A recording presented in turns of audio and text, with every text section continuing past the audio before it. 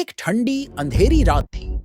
चार सहेलियां प्रिया, अनन्या, काव्या और नेहा अपने छोटे भाई टीनू के साथ एक पुरानी जीप में जंगल की सैर को निकली थी। उनकी गाड़ी की हेडलाइट्स जंगल के घने अंधेरे को चीर रही थी। टीनू, जो केवल 8 साल का था, पीछे की सीट पर डरते डरते बाहर झांक रहा था। दीदी, ये जगह कितनी डरावनी है, उसने कांपते स्वर में कहा।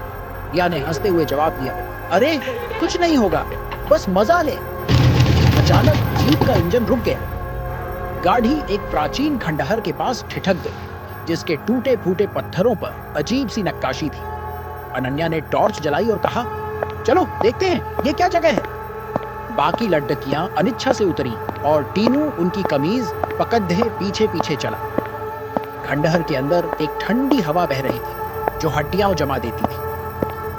दीवारों पर लिखे प्राचीन मंत्र और मकद्दियों के जाले डरावने लग रहे थे। काव्या ने एक पत्थर का ताबूत देखा, जिस पर धूल जमी थी। ये क्या है, उसने डरते हुए पूछा। नेहा ने हिम्मत करके ताबूत का ढक्कन हटाया।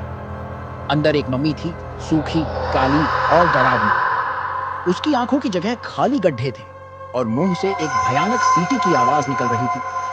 अचानक मम्मी की उंगलियां हिली। लड़कियों ने चीख मारकर पीछे हटने की कोशिश की, लेकिन उनके पैर जैसे जम गए। टीनू रोने लगा। मम्मी धीरे धीरे उठी, उसकी हड्डियां चटक रही थी। उसने एक भयानक आवाज में कहा, मेरा खजाना लौटाओ। लड़कियों को समझ नहीं आया कि क्या करे। तभी मम्मी की खाली आंखों से हरी रोशनी निकली और कमरे में अजीब सी छायाएं नाचने लगी। रिया ने हिम्मत जुटाकर कहा, हमें भागना होगा। वे टीनू को उठाकर गाड़ी की ओर दौड़ी, लेकिन मम्मी उनके पीछे थी। उसकी कदमों की आवाज जंगल में गूंज रही थी। जीप स्टार्ट नहीं हो रही थी। नेहा ने चिल्लाकर कहा, इसने गाड़ी में कुछ किया है। तभी मम्मी ने जीप का शीशा तोड़ डाल दिया। उसका ठंडा सूखा हाथ टीनू की ओर बढ़ा।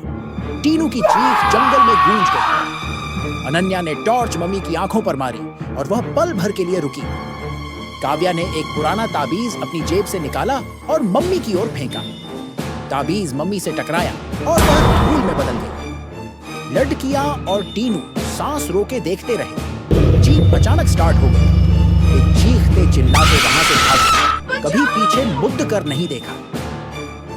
उस रात के बाद वे कभी उस जंगल में नहीं लौटे, लेकिन टीनू को रात में अब भी मम्मी की सीटी सुनाई देती थी।